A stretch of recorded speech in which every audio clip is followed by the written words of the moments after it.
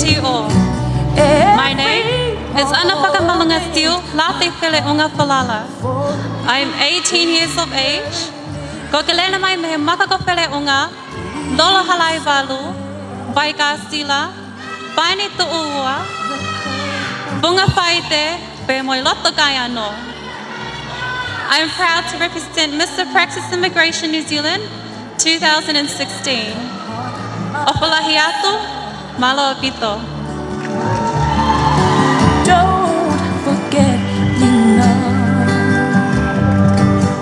when you're up for. Ni hao ma loe lele. Ko hoki ngoa ko Salote tatakiama vekune pe o lele mai pe mei tataka motonga kolofo o Tongatapu pe kone osi pe ni ko ilo I te hiki ki Beijing China kia Jackie Chan mohok hako. O ko fia ke fafofonga ya I he fia fini a Tonga China Friendship Association.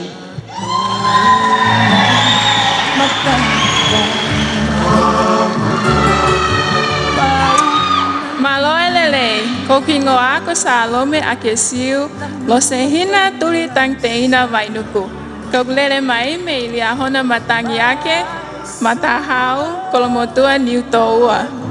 Ko fia upito en honga ia ke o fafofonga ia tu ai Tonga National Rugby League. Malo upito on ofatu.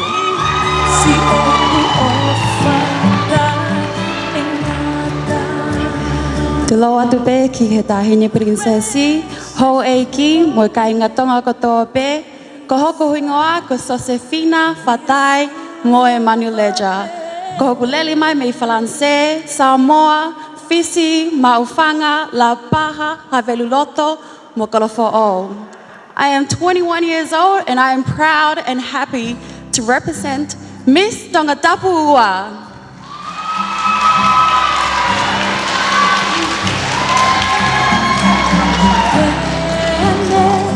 Tongatapu mo e talamalo e whanua ka whakahoko atu au. Ko hingoa ko vika tangesi tione toa toi tuu, ko ku tau o ua eni.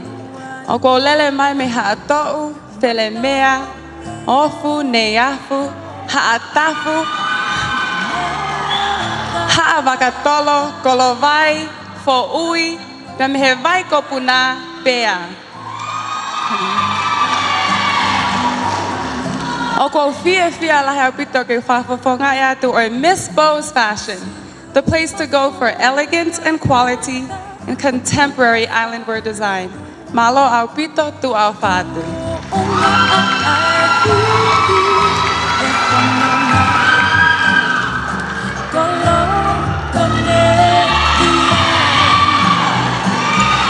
Malo elele Tonga.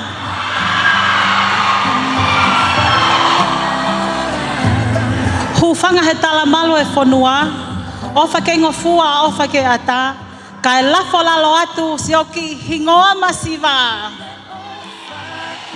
Ko hoku hingoa, ko soana sipso o hakausuka I he ot felenite, paia I Harper Preach, Brand New Day, Junior. O ko fia au pito, ke whakafofonga I atu, I miss Lady Maria Tonga, Australia!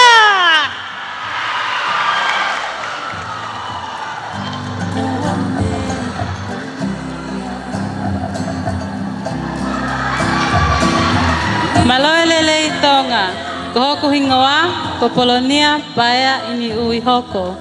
O ko lele mai me he paini tu ua, haveluloto, kotu, matuku, mounga one, noa papu vavau, peo ko fia, ke whafafonga I atu, I miss Havelu Rugby, malo au pito.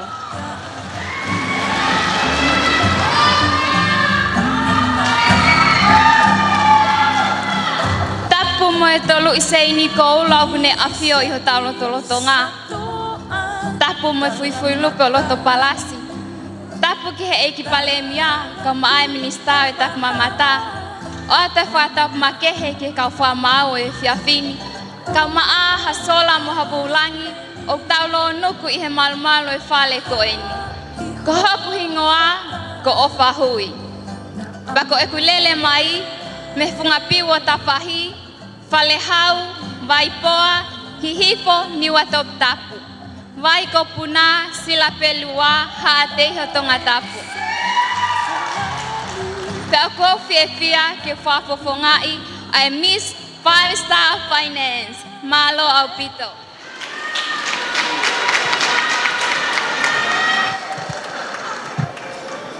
Malo elele, ko hoku ingoa ko Michelle ani motuliki, ko gulele mai me lola lai valu, hikuta mole, esko Salote palaleu uturangi waka. O ko fia ke whafonga ata a Miss Tourism Tonga, o whalahiatu.